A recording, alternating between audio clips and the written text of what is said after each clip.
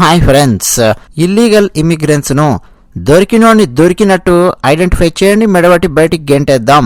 ఇది Donald Trump అధ్యక్షుడైన మొట్టమొదటి రోజే అమెరికాలో ఉండే వివిధ డిపార్ట్మెంట్స్ కు ఇచ్చినటువంటి ఆర్డర్ అన్నమాట. ఆ ఆర్డర్ ను తూచా తప్పకుండా యుఎస్ఏలోని వివిధ డిపార్ట్మెంట్స్ ఫాలో అవుతూ వస్తున్నాయి. అయితే లాస్ ఏంజల్స్ లో లేటెస్ట్ గా ఒక సంఘటన జరిగింది. లాస్ ఏంజల్స్ లోని ఫ్యాషన్ డిస్ట్రిక్ట్ లో ఫెడరల్ ఏజెంట్స్ ఒక షాప్ దగ్గరికి వెళ్లారు, బట్టల షాప్. ఆ బట్టల షాప్ యజమాని అంటే ఆ వ్యాపారి ఇల్లీగల్ ఇమిగ్రెంట్ అనే కారణంతో ఆ వ్యాపారి మీద దాడి చేశారు. అంతేకాదు, ఆ బట్టల దుకాణంలో పనిచేస్తున్న చాలా మంది ఎంప్లాయీస్ ను అదుపులోకి తీసుకున్నారు. ఈ దెబ్బతో అంటే ఫెడరల్ ఏజెంట్స్ చేసినటువంటి ఈ పనికి వ్యతిరేకంగా లాస్ ఏంజల్స్ లోని ప్రజలు పెద్ద ఎత్తున నిరసనలు చేపట్టారు. వందల సంఖ్యలో శుక్రవారం లాస్ ఏంజల్స్ లో ప్రజలు అమెరికా ప్రభుత్వానికి వ్యతిరేకంగా నినాదాలు చేస్తూ రోడ్ల మీదకి వచ్చి కూర్చున్నారు. పరిస్థితులు చాలా ఉద్రిక్తంగా మారాయి. ఘటనా స్థలానికి ఇక లాస్ ఏంజల్స్ పోలీసులు వచ్చారు, లాఠీలు ప్రయోగించారు, టియర్ గ్యాస్ ప్రయోగించారు, ఆందోళనకారులను చెదరగొట్టారు.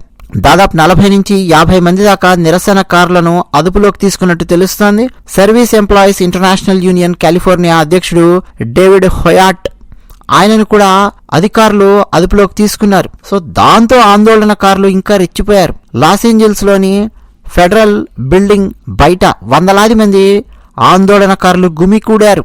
డేవిడ్ హొయాటాను విడుదల చేయాలి అని చెప్పి డిమాండ్ చేశారు. ఇక ఈ ఆందోళనకారులను అడ్డుకోవడానికి ఫెడరల్ అధికారులు ఆందోళనకారుల మీద పెప్పర్ స్ప్రేని ఉపయోగించారు అని అక్కడున్నటువంటి ఐ విట్నెస్లు చెప్తూ ఉన్నారు.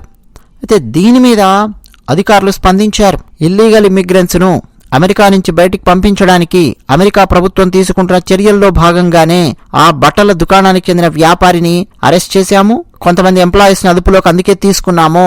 దేశవ్యాప్తంగా ఉన్న ఇల్లీగల్ ఇమిగ్రెంట్స్ ను గుర్తించి ప్రతిరోజు కనీసం 3,000 మందిని అరెస్ట్ చేయాలి అని white house assistant Stephen Miller మాకు ఆర్డర్ జారీ చేశారు అని యుఎస్ఏలో ఉండే అధికారులు చెప్తూ ఉన్నారు. సో అందులో భాగంగానే లాస్ ఏంజల్స్ లో దాదాపు 44 మంది ఇల్లీగల్ ఇమిగ్రెంట్స్ ను అరెస్ట్ చేశాము అని, తమను అడ్డుకోవడానికి ప్రయత్నించిన ఇంకొక వ్యక్తిని కూడా మేము అరెస్ట్ చేశాము అని చెప్పి ఫెడరల్ అధికారులు చెప్తూ ఉన్నారు.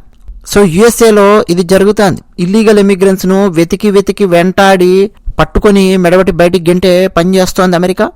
ఒక్కసారి వీడు ఇల్లీగల్ ఇమిగ్రెంట్ అని కనుక ఎంట్రీ పడింది అని అంటే ఇక వాడు మళ్ళీ భవిష్యత్తులో అమెరికా లోపలికి ఎంటర్ అవ్వలేడు. వేరే దేశాలకు కూడా, ఇతర ప్రజాస్వామ్య దేశాలకు కూడా ఎంటర్ అవ్వాలంటే టఫ్ అవుతుంది. ఎందుకంటే వేరే దేశాలు కూడా వీసా ఇచ్చేటప్పుడు అడుగుతాయి, నువ్వు అంతకుముందు ఏ దేశానికన్నా వెళ్ళావా, ఏ వీసా మీద వెళ్ళావు, ఎన్ని రోజులు ఉన్నావు, మరి ఆ దేశం నుంచి ఎందుకు వచ్చావు, నువ్వు ఇల్లీగల్ ఇమిగ్రెంట్ అని చెప్పి ఏ దేశమైనా సరే నిన్ను బయటికి పంపించిందా? ఈ ప్రశ్న అండి దాదాపు అన్ని ప్రజాస్వామ్య దేశాలకు చెందినటువంటి వీసా అప్లికేషన్ ఫామ్స్ లో ఉంటుంది. అబ్బే లేదండి అని చెప్పి ఫిల్ చేశారనుకోండి, తర్వాత బయటపడితే ఆ దేశంలో కూడా మూతిమిత్తాన్ని బయటికి పంపిస్తారు. ఈ ఇల్లీగల్ ఇమిగ్రెంట్స్ తీసుకొచ్చినటువంటి చెడ్డ పేరు అంతా ఇంత కాదండి. భారతదేశం నుంచి వెళ్ళినటువంటి చాలా మంది వీసా అయిపోయిన తర్వాత కూడా అమెరికాలో ఉండడం ఇల్లీగల్ ఇమిగ్రెంట్స్, వీళ్ళు తీసుకొస్తున్నటువంటి చెడ్డ పేరు అంతా ఇంత కాదు.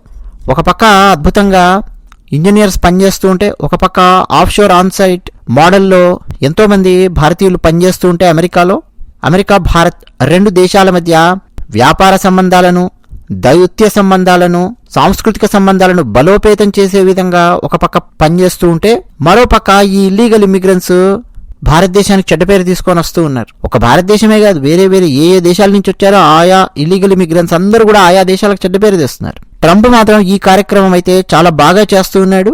ఇల్లీగల్ ఇమిగ్రెంట్స్ ఎవరిని వదలకూడదండి, జుట్టుబట్టి బరబర లాక్కుంటూ తీసుకెళ్లి దేశం అవతలి తోసి పారేయాల్సింది. కేవలం అమెరికాలోనే కాదు, మన భారతదేశంలో కూడా జరగాలి. మన భారతదేశంలో అతిపెద్ద సమస్య ఏంటంటే ఇల్లీగల్ ఇమిగ్రెంట్స్ ను గుర్తించాలంటే ఎథ్నిసిటీ ఇష్యూ వస్తుంది. బంగ్లాదేశ్ కు చెందినటువంటి వాళ్ళు, పాకిస్తాన్ కు చెందినటువంటి వాళ్ళు, భారతీయులు చర్మపు రంగులో చూసినా, ఫేస్ ఫీచర్స్ లో చూసినా దాదాపు ఒకేలాగా కనిపిస్తూ ఉంటారు కదా. సో ఐడెంటిఫై చేయడం కష్టం అవుతుంది. బంగ్లాదేశ్ అనేది వెస్ట్ బెంగాల్ ని చీల్చి ఏర్పాటు చేశారు, పాకిస్తాన్ అనేది పంజాబ్ ను చీల్చి ఏర్పాటు చేశారు. కాబట్టి ఆ పోలికలు, ఆ ఎథ్నిసిటీ అవన్నీ కూడా సిమిలర్ గా ఉంటాయి. సో ఎవడెవడు భారతదేశంలో ఇల్లీగల్ గా ఉన్నాడు అనేది చూసి ఐడెంటిఫై చేయడం అనేది చాలా కష్టం అయిపోతుంది.